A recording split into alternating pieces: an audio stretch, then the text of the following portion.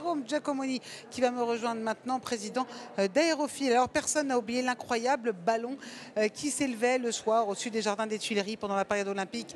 Le 19e siècle a eu ses frères montgolfières. Nous avons eu la chance de vivre la même époque avec un rêve éveillé. Je reçois l'un de ces deux hommes, Jérôme Giacomoni. Bonjour, vous êtes le président d'Aérophile. Bon, vous êtes une star, hein, autant vous le dire.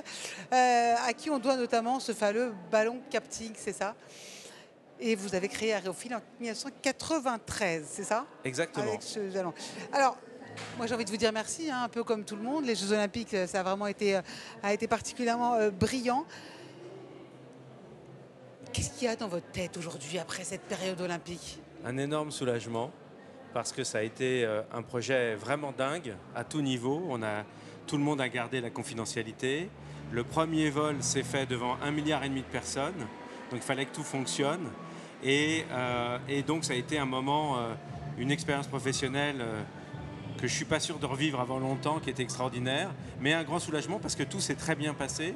Les JO eux-mêmes ont été un énorme succès, les cérémonies ont été un énorme succès, et le ballon, la vasque en fait, le ballon avec sa vasque, a connu un énorme succès qui a fait plaisir aux gens. Et nous, avec Mathieu Gobi, mon associé, depuis 32 ans, notre objectif c'est de faire plaisir, de donner un moment de bonheur avec des sensations ou des spectacles.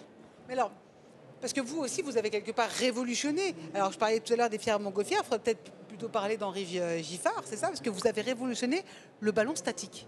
Alors en fait, ce qui est amusant, c'est que ça s'est passé il y a 32 ans. On était étudiants, Mathieu et moi, et notre stage de fin d'études, c'était de vouloir refaire le ballon d'Henri Giffard, parce qu'il y a eu un grand ballon captif, comme le ballon Generali au Parc André Citroën qu'on a refait, le même principe, qui était pour l'Expo universelle de 1878, exactement à l'endroit où on a mis la vasque. D'accord. Et je me souviens que mon premier rendez-vous, c'était avec le responsable des Tuileries, qui dépendait déjà du Louvre, et on lui avait proposé de refaire l'expérience.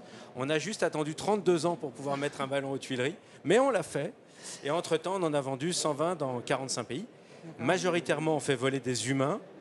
Il nous arrive de faire voler des oiseaux, puisque nous, on a fabriqué le ballon qui est au Puy du Fou, qui emmène les oiseaux au Puy du Fou. Mais sinon, on fait voler des hommes depuis 32 ans dans des sites très variés, comme les chutes du Niagara, Berlin, le temple d'Angkor au Cambodge, et ou bien sûr le ballon à Paris, le ballon Generali. Et vous misez aussi sur des technologies, on va dire, écologiques, de rupture. Je ne sais pas si ça se dit véritablement, parce que vous avez installé des aérophiles dans le village olympique. Oui, alors en fait, on avait remarqué un phénomène physique au départ qui était un gros inconvénient, c'est que le ballon devenait sale très vite. En fait, c'était dû à l'électricité atmosphérique. Le ballon était une électrode dans le ciel puisqu'il était relié au sol avec un câble. Et donc, c'est le fameux champ électrique qu'on connaît tous et qui crée de temps en temps des orages. Et donc, il attirait les particules fines. Et du coup, nous, on a eu l'idée de développer pour le village des athlètes, à la Solidéo, le village olympique qui est à Saint-Denis, un système miniaturisé de ce qu'on voyait avec le ballon pour dépolluer l'air. Donc on a eu 2 gros projets sur les JO, bien sûr la vasque olympique, mais aussi nos aérofiltres, des systèmes de dépollution de l'air qui permettent d'enlever 95% de toutes les poussières, même les plus dangereuses, dont le fameux Covid, parce qu'on ne parle plus de cette petite bestiole, mais elle est quand même dangereuse. Oui, c'est ce que nous disait tout à l'heure aussi le patron de Moderna. Bon, écoutez, qu'est-ce que vous souhaitez c'est quoi votre prochain défi?